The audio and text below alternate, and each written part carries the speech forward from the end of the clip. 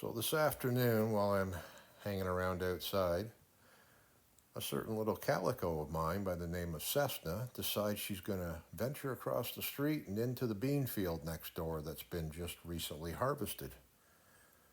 So I'm not going to worry about her crossing back over when I'm not looking and get in front of a car, especially with the way that people drive around here lately. So I launch my drone and I'm going to chase her back home.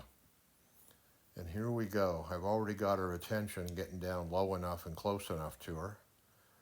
Now I'm trying to catch up to her, kind of gets her back up here a little bit, and then she bolts.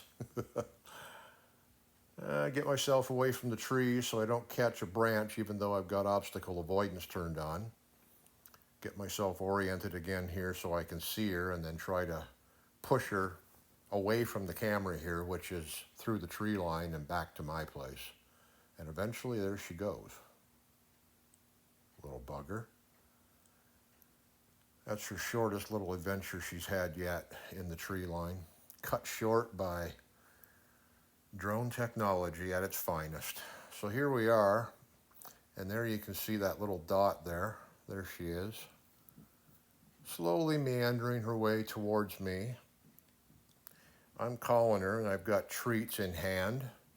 I'm at the top of the image here near the house and the picnic table, and now she can't quite decide where she's going to cross over through the line of weeds along the edge of my property. She tries there. She kind of thinks about going here.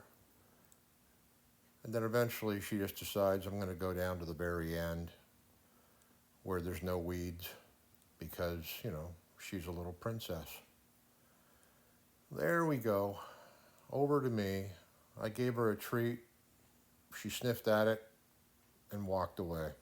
Now, because the battery was very limited when I launched the drone kicks into return to home mode. So the camera centers itself. The drone goes to a predetermined height, which was already at pretty much, and flies overhead. The camera then kicks straight down. The drone yaws to the right to orient itself to the same position it took off from, and then it slowly comes down to the launch place, which is my picnic table. However, sometimes it might be a little bit off, and the picnic table is only a couple feet wide, so I didn't want to drop one of the propellers or the landing gear legs over the edge, which could cause some issues upon landing, so I took control at the last couple of feet.